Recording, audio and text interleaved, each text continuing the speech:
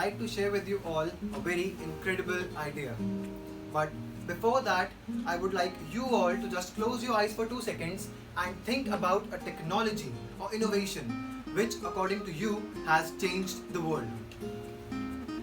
Now, I know that you must have really thought about incredible ideas or innovations which even I might have not known about.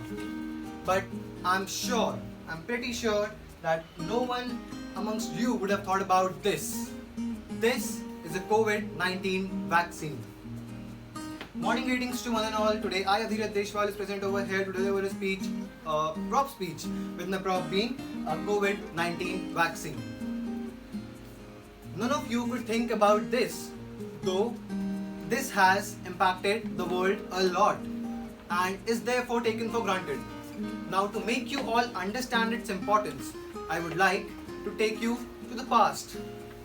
Let us come to the times of 2020. Initially, we had no idea about that virus. There were just some rumors in the air about a deadly virus being spread in China.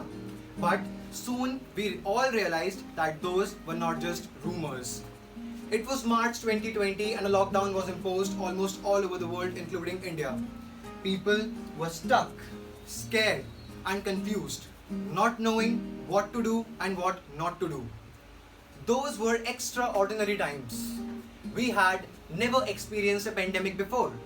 Last such virus attack was a century ago, and that was of influenza in the 1920s. So we had no experience tackling it. Researchers went down the history books and started to predict its pattern. And some of them were, yes, true. COVID caused mass destruction all over the world, be it the first wave or the even more deadlier second wave. Till the end of 2020, the quest for the vaccine was almost over. Russia became the first country to launch its vaccine and to begin with the vaccination drive.